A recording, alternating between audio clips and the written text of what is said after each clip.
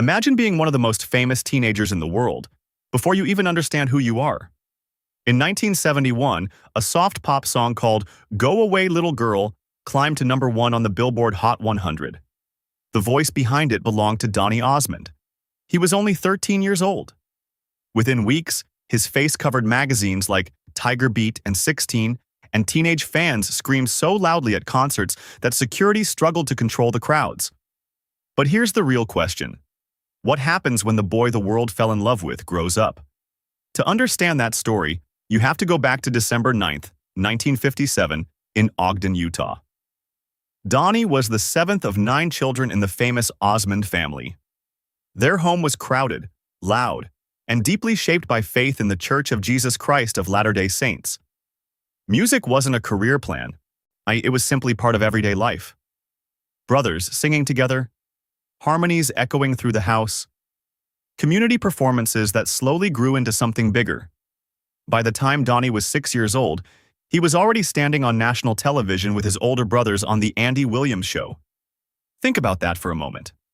Most children are learning multiplication tables.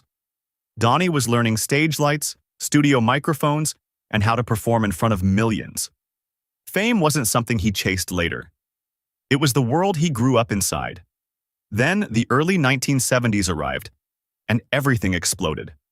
Songs like Sweet and Innocent and Puppy Love turned him into one of America's biggest teen idols. Posters of his smiling face hung on bedroom walls across the country. But fame can be a strange trap. The same image that makes you famous can become impossible to escape. As the 1980s began, pop music changed. Edgier sounds arrived. MTV reshaped the industry. Suddenly, the polite teen idol image that once made Donny famous felt outdated. Radio stations stopped calling. Record sales slowed.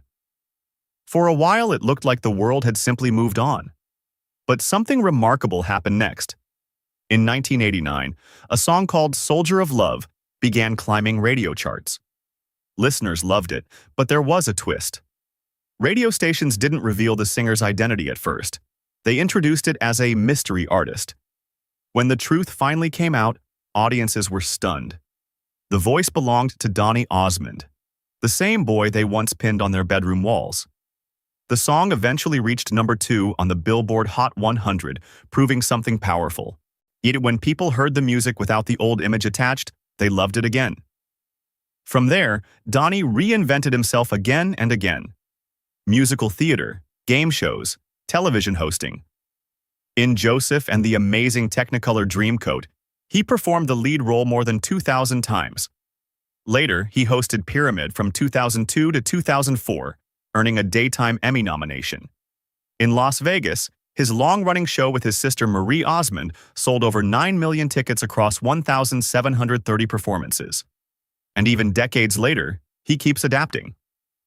In 2021, he launched a solo residency at Harrah's Las Vegas, where hologram technology allows audiences to see the teenage Donny performing alongside the present-day version of himself. Think about that image for a second. A man literally sharing the stage with his younger self. Because the truth about Donny Osmond's story isn't just about teen fame. It's about survival. Many child stars disappear when the spotlight fades. But Donny kept evolving. Singer, actor, host, performer, across more than 50 years of entertainment. And maybe that's the real lesson here. Fame might start with a single moment. But legacy comes from learning how to begin again, and again, and again.